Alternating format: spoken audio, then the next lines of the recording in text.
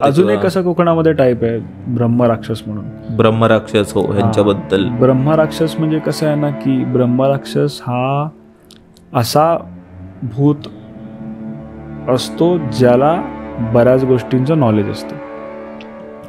तो नॉलेज घेऊन जातो स्वतःसोबत. म्हणजे त्याने म्हणजे असा व्यक्ती आहे ना ज्याने त्याच्या नॉलेजचा खराब उपयोग केला असेल ना तर तो व्यक्ती ब्रह्मराक्षस बनतो. म्हणजे त्याचा नॉलेज आहे किंवा त्याच्याकडे एखाद्या गोष्टीकडे बघण्याचा दृष्टिकोन त्याचा वेगळा असतो किंवा काय. म्हणजे ते लोक ना बेसिकली थोडे चतुर असतात. ते लोक आपल्या जेव्हा ते लोक माणसाच्या ह्याच्यामध्ये असतात ते लोक म्हणजे हे अशीच असतं. म्हणजे जो वेताळ वगैरे ते देव आहेत. म्हणजे हे लोक हे मनुष्यच असतात. हे मनुष्य म्हणजे हे लोक राक्षस बनतात कारण की हे लोकांचं एक्झिस्टन्स खूप इयर्स पर्यंत चालतो. म्हणजे हे लोक खूप ओल्ड असतात. 100 years old, 200 years old, 300 years old पासून ते लोक त्या लोकांना मुक्ती मिळत नसते. असं असतं की म्हणजे ह्याच्यावरती ना खूप चांगली स्टोरी आहे ब्रह्मराक्षस वरती. म्हणजे ह्याला तू मला पण एकदा प्रॉपर एक्सप्लेन कर. मी ह्याला प्रॉपर एक्सप्लेन कर. ब्रह्मराक्षस असा असतो ना की ब्रह्मराक्षस असा असतो ना की ज्याला ब्राह्मणा एवढं नॉलेज असतं किंवा ब्रह्मज्ञान असतं त्याच्याकडे. ब्रह्मज्ञान नाही म्हणू शकत पण ब्राह्मणासारखं वगैरे त्याला नॉलेज असतं. इव्हन त्याला बऱ्यापैकी स्तोत्रमंत्र पाठ असतात. तेच म्हणजे असं माझ्याकडे 2 स्टोरी आहेत ज्या मी ऐकल्यात. एक स्टोरी तर आणि मग तो त्याचा खराब गोष्टींसाठी त्याने वापर करून झालेला असतो. तो आता नाही वापरत, आता नाही यूज करत त्याला खराब गोष्टीसाठी. तो खराब गोष्टींसाठी यूज करून एकदम भारी एक्झाम्पल देऊ ना तर पॉलिटिशियन्स बनू शकतात ब्रह्मराक्षस. म्हणजे समजलं की त्यांच्याकडे पॉवर होती किंवा त्यांच्याकडे नॉलेज होतं पण त्यांनी त्या गोष्टीचा चुकीचा दुरुपयोग करून लोकांना ठगलं, लोकांची लाईफ बर्बाद केली किंवा आणखीन काय काय केलं किंवा लोकांचे पैसे काढले, चोरले, पाप केले त्याच्यामधनं. म्हणजे त्यांनी ना फिजिकली कधी कोणाला डॅमेज नाही केलं. युजिंग देअर ब्रेन त्यांनी केलंय. त्यांनी त्यांच्या नॉलेजचा यूज करून केलाय किंवा त्यांनी कुठलं काहीतरी करून असं केलंय. म्हणून तो ब्रह्मराक्षस असतात. कारण की त्यांना म्हणजे असं बोलतात ना ब्राह्मणा एवढा त्याच्याकडे नॉलेज असतं, ज्ञान असतं. त्यामुळे तो म्हणजे तो बुद्धीने खूप चांगला असतो पण त्याचे कर्म वाईट असं म्हणून तो राक्षस बनतो. म्हणून तो त्या टाइम मध्ये अडकतो कुठेतरी. पण मग त्याला कुठेतरी रिअलायझेशन असतं आणि त्याला माहिती असतं पर्टिक्युलरली की आपल्याला कोण ह्याच्यातनं मुक्ती देऊ शकतो. तो त्याला बरोबर टॅप करतो, पकडतो. तर असंच आहे ना एक गुरुजी होते ज्यांच्या घरामध्ये एक ब्रह्मराक्षस होता.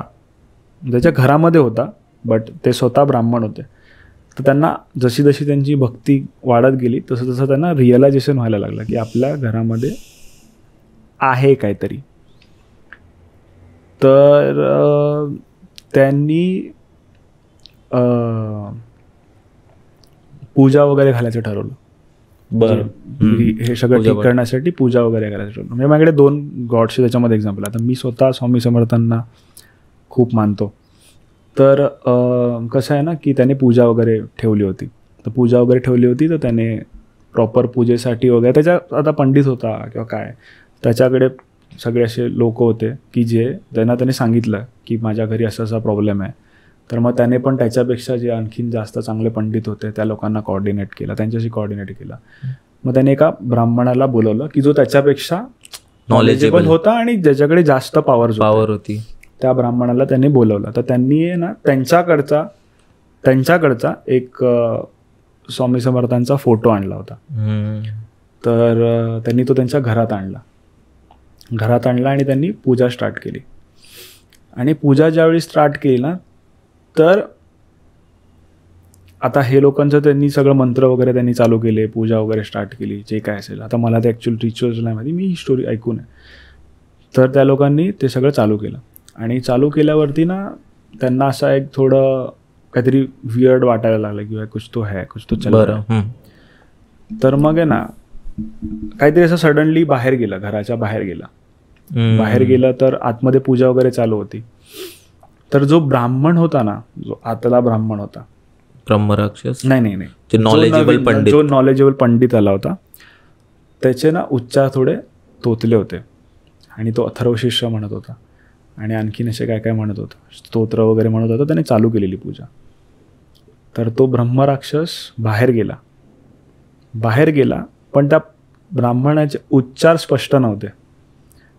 तर तो बाहेर गेला ना, तर तो बाहेरून त्याला करेक्ट करत होता. क्या तुतुल पुतुल क्या तुतुल पुतुल.